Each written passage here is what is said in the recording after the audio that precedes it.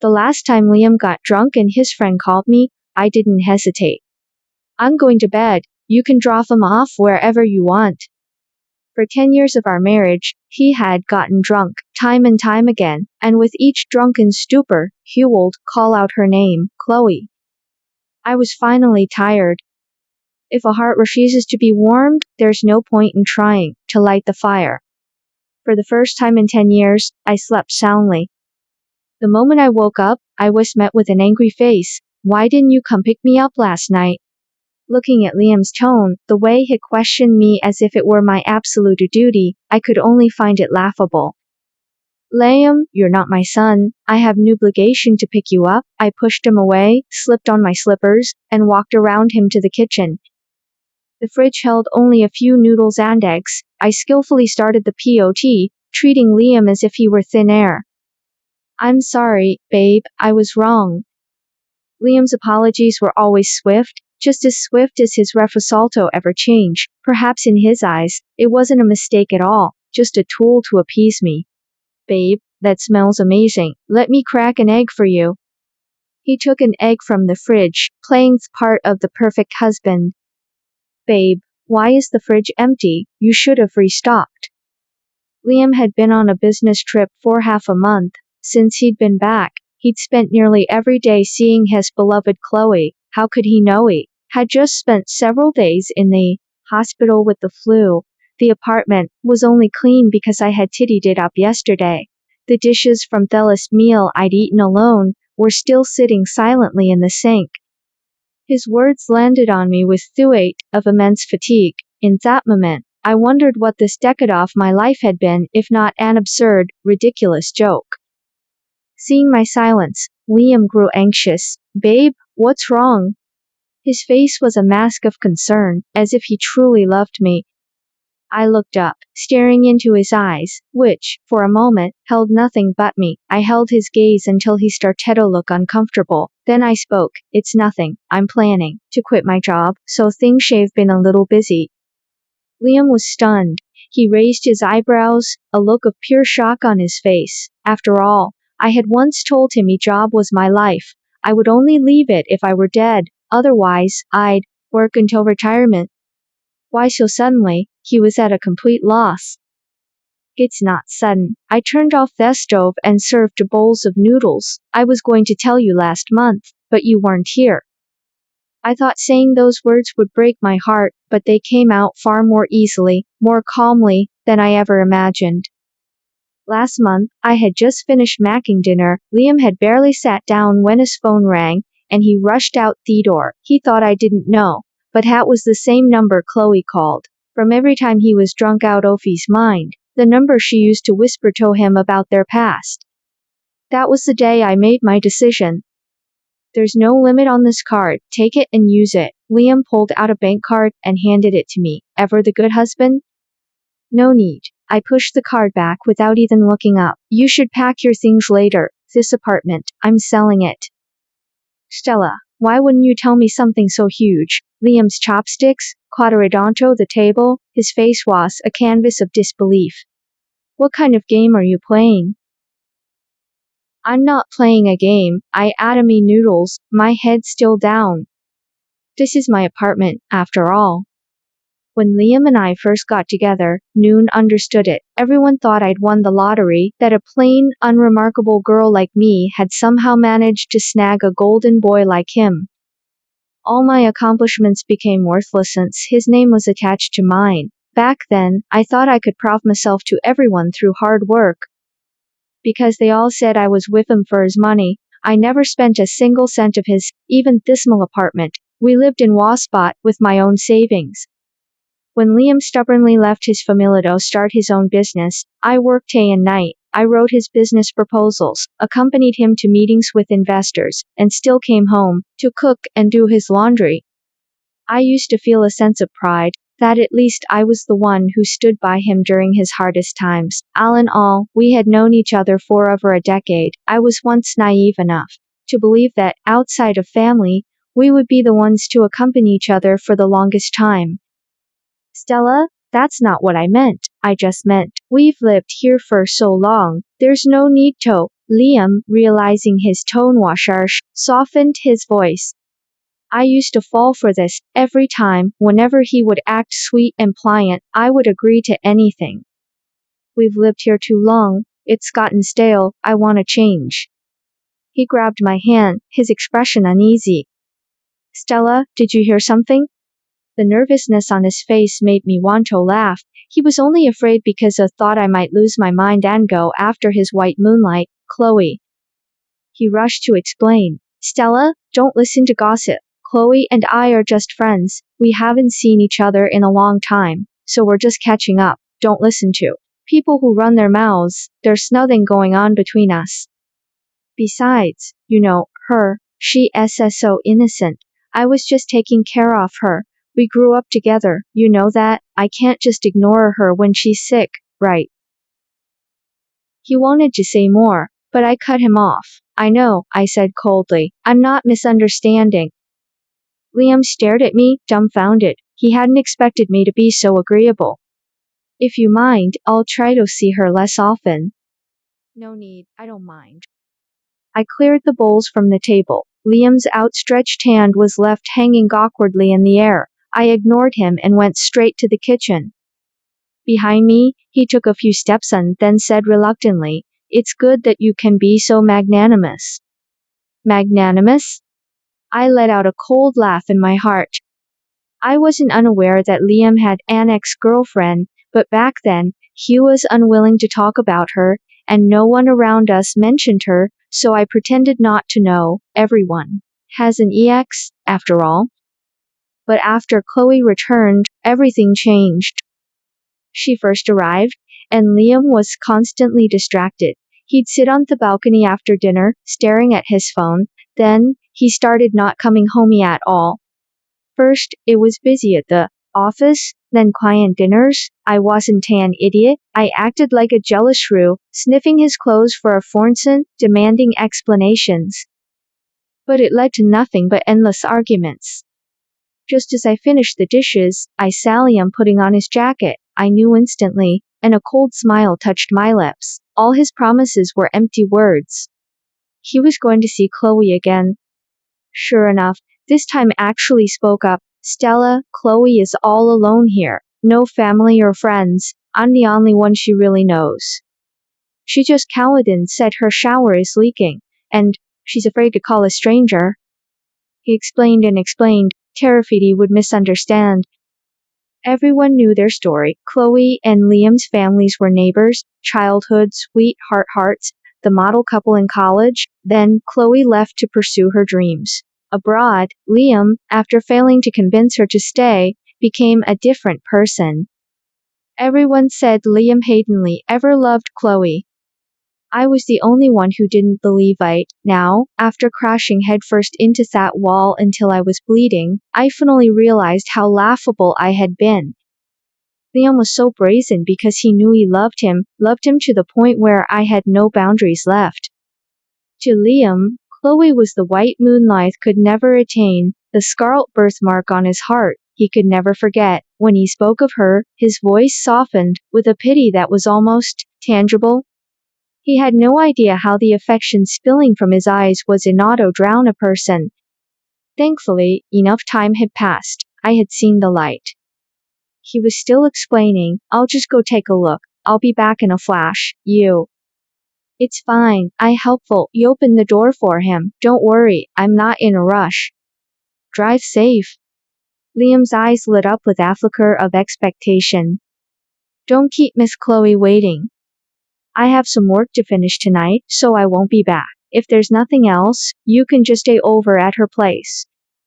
For a moment, Liam was speechless. He looked at me, frowning. Are you angry with me?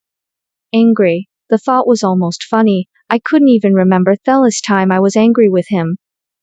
Was it when Chloe first came back? She'd organized a reunion, and for some reason, Liam had brought me along. The moment he pushed open the door, Chloe rushed forward and threw her arms around him. I was forced back, my hip hitting the door frame.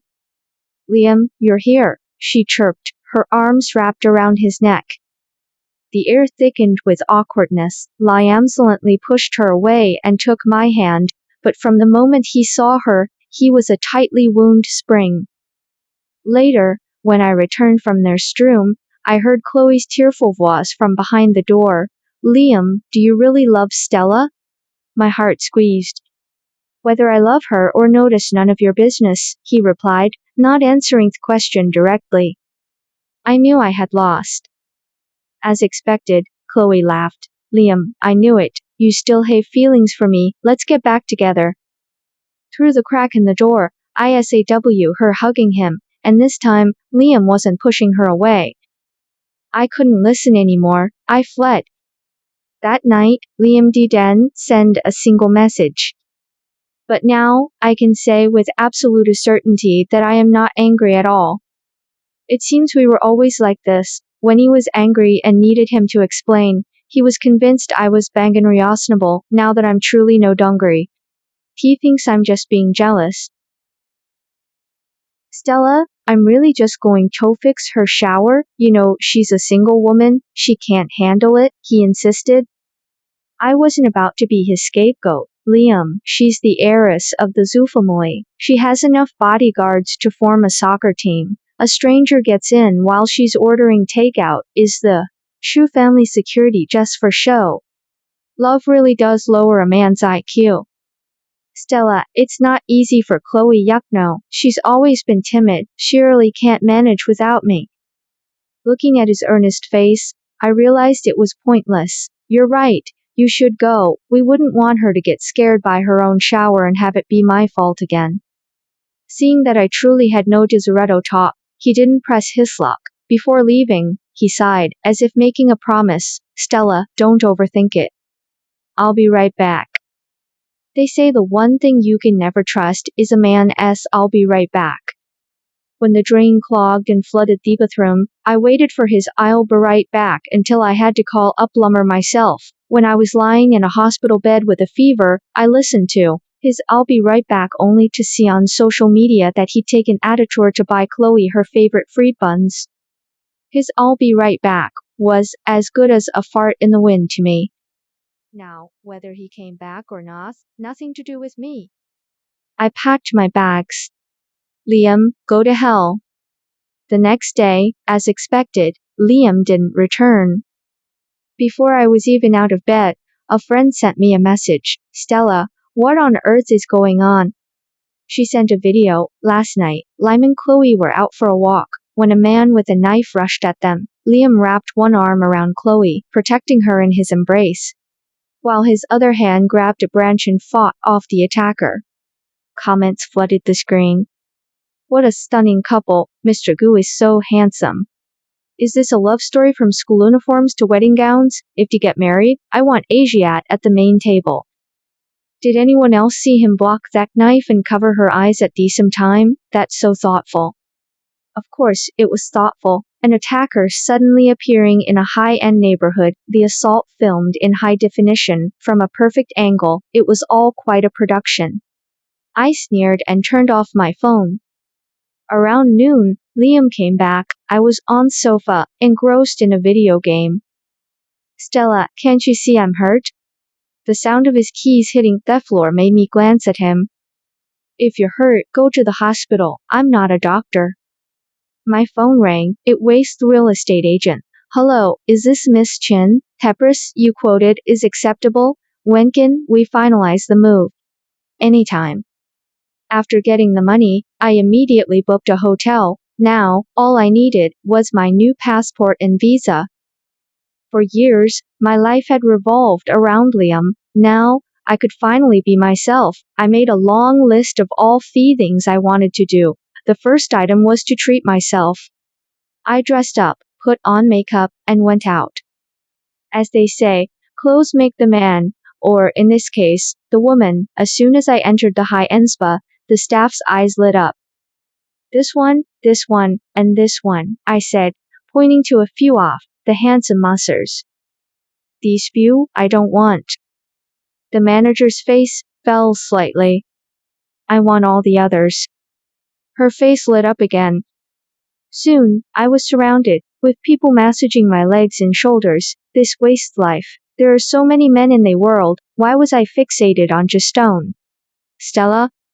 I turned. Liam was standing behind him. I glanced over and saw Chloe with her friends nearby, so he was out with her, and he'd seen me ordering a team of mussers. His face was dark. Stella, what are you doing? Having fun, I said, holding you a glass of champagne. Want one? How could you become like this? He asked, his face a mask of disappointment. Like what? I'm not gambling, not cheating. Besides, who are you to tell me what to do? I'm your boyfriend. I let out a cold laugh. My boyfriend? Then, what do you call this? Escorting another woman around? Stella, I told you, Chloe and Andy are just friends. I've always seen her as a sister. Treating your ex-girlfriend like a sister, that's a new one. Your rich people really know how to play. I turned to leave. Stella, come back with me, he said, grabbing my arm. Just then, a few drunk men started harassing Chloe's group. Liam, Chloe cried out, her voice trembling. An idea sparked in my mind. I grabbed Liam's arm. Take me home right now, and he'll go back with you. I had loved him for so many years, a vine as a farewell. I wanted to test my weight in his heart, even though I knew he had never won against Chloe. Stella, be good, go home first, okay. He didn't agree. Instead, he let go of my hand, a flicker of guilt on his face. I could only laugh. The last bit of affection in my heart had been beaten to a pulp. I was just humiliating myself. He probably couldn't even remember how many times he had said those exact words to me. Go on, take care of the person you need to take care of, I said, gesturing with my head. Your little sister is calling you. His face turned uglier than he had ever seen it. Do you have to be like this? Liam, Chloe let a single, perfect tear fall. I didn't get what she was so afraid of, with 4 or 5 men standing around her, but Liam did. He looked at her. I couldn't stand it. It's fine, go, she needs you more, I'll go home by myself. He took a few steps, then looked back. Stella, I promise I'll make it up to you next time. I just waved, playing the part of gentle, understanding partner. I went straight back to the hotel. Around midnight, there was a frantic knocking at my door. I groggily picked up my phone, and saw hundreds of missed calls, all from Liam. Just then, it rang again. Liam, are you insane? What do you want in the middle of the night? Stella, open the door, I know you're in there. Who are you with? Why didn't you come home? His neurotic questioning gave me a headache. I hung up, but he started banging on the door, not wanting to disturb the other guests. I opened it. He stormed in like he was catching a aching wife, searching the entire room before he finally seemed to relax. Lem, don't you think you look ridiculous right now? I asked, looking at the drunk man on my sofa. What were you looking for? Did you think I brought another man back? So you do know that kind of behavior is wrong, don't you? Stella, why have you become like this? Why didn't you come home? I waited for you for over an hour. You didn't answer your phone. Do you have an idea how worried I was? Listening to his accusations, I felt nothing. I didn't know you were coming back, I said with the least of my patience, and I've already sold the apartment. He stared at me in disbelief. I had told him I was selling it, he just hadn't cared. If it had been Chloe, he would have handled it on day one. I'm very tired, can I please get some rest now? He didn't seem to understand. I had no interest in hearing what he had to say. It would only lead to another fight, and I was just so tired. The next morning when I woke up, he was still on the sofa. He must not have slept. His eyes were bloodshot. He stared at me with those deep, soulful eyes, as if I had abandoned him. I pretended not to see him. Before he left for work, he begged me, his voice low, Stella, just wait for me, wait until I'm done with this busy period, and I promise I'll spend time with you, okay? I gave him a perfunctory wave. A few days later, my passport and visa were ready. I let out a sigh of relief. I went to pick up a custom pair of earrings I'd ordered for my best friend. As I arrived at the boutique, I saw it was packed. It turned out a company was holding a new product launch. As the jeweler was about to wrap up my purchase, a woman's voice cut through the noise. Welcome, everyone, to the launch of our new collection from Grand Sale Corp. And now, please welcome our company's director, Mr. Liam Gu, and our designer, Miss Chloe Xu. The crowd roared. Chloe's voice was sweet and soft. Standing next to Liam, they truly looked like a match made in heaven. On the ring finger of her outstretched, a diamond flashed brilliantly. Wow, they look so perfect together, someone whispered. Totally. Look at the way he looks at her, and they're both wearing earrings in public. This is basically an official announcement, right? Liam, which one do you think looks best? Chloe's voice cooed through the microphone. The girls next to me squealed. Ah, it's too sweet, I can't take it. Liam's voice was full of indulgence. They all look beautiful on you. The host seized the moment. Wow, your chemistry is amazing. We have to ask the question on everyone's mind. Miss Xu, was the design of this ring inspired by a special someone? Chloe glanced at Liam, a blush creeping up her cheeks. Yes, there is someone I love very much, and I want to spend the rest of my life with him. The venue erupted. Liam seemed a bit distracted, lost in thought. And can you tell us who it is? The host pressed. He's not so far away. In fact, he's right before your eyes. As Chloe finished speaking, my gaze met Liam's across the room. The festive atmosphere shattered. In his eyes, I saw an emotion I had never seen before, pure panic. I left the mall, but I didn't get far before Liam caught up to me. Stella, he was frantic. It's not what you think. Chloe was just joking. Don't blame her. It's fine, I don't blame you. I was calm. Stella, don't be angry. I'll explain when we get home, okay? I couldn't understand why he thought was angry. I patiently explained, you're really overthinking this. I'm not angry. And I won't do anything to hurt you, Chloe, or your company. As the words left my mouth, I realized he wasn't afraid of my anger. He was afraid I would disrupt his product launch and ruin things for Chloe. I remembered a time, early on, when I had lost control. He had just left our bed in the middle of the night to answer her call. I had screamed hysterically. Liam, if you go to her tonight, I swear I'll go to your office and tell everyone that Chloe XUIS, nothing but a homewrecker who seduces other women's boyfriends. I remembered the look of disbelief on his face. Stella, how could you become so malicious? That's Chloe. I just see her as a sister. Now, I was the picture of understanding. Go back to work, I won't overthink it. My voice was gentle, just as he had always wanted. His throat moved. Stella. Go on, I said, a small smile on my lips. You're busy. My tone was so normal it finally put his mind at ease. He ruffled my hair and gave me a light kiss on the forehead. Wait for me, Stella, then turned and walked away. I watched his back until he disappeared from sight. I returned to the hotel, took out me packed suitcase, and threw away everything Liam had ever used. Finally, I sent him one last text message. Liam, let's break up, don't ever contact me again. There was no reply. He was probably still at his event. Liam, I've waited long enough for you. For the rest of your life, you'll be on your own. I forwarded him all the old messages Shlo had sent me, screenshots of their sweet conversations, boasts from every time she met up with him. Then, without hesitation, I took out my SIM card and broke it in two. I picked up my suitcase and walked out the door. The sun was bright. It was a beautiful day. From now on, Stella can live only for herself. My name is Liam. The first time I met Stella, I had just broken up with Chloe. She was like a bumbling rabbit, crashing into my life. I was a mess, still reeling from the pain of Chloe dumping me.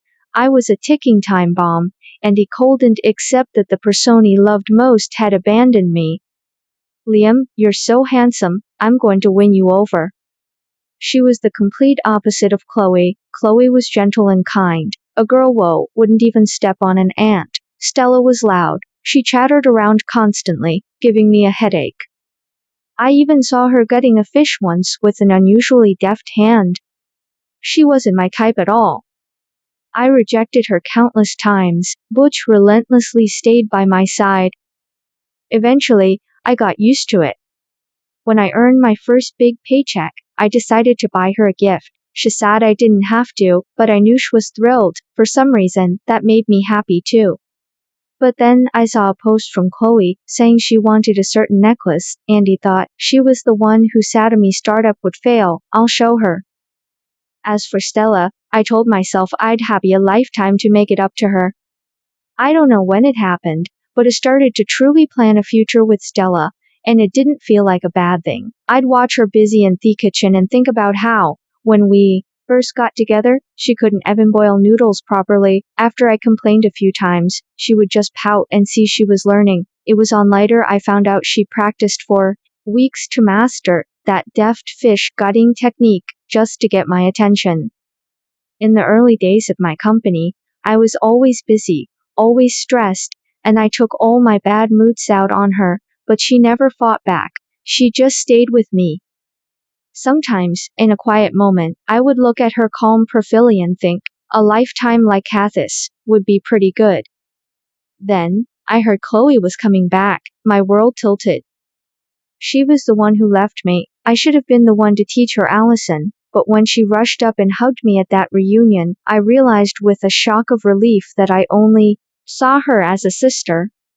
I don't know when Stella and I stopped talking, Chloe became a thorn between us. I didn't know how to explain it to Stella, and a part of me was terrified she would leave me.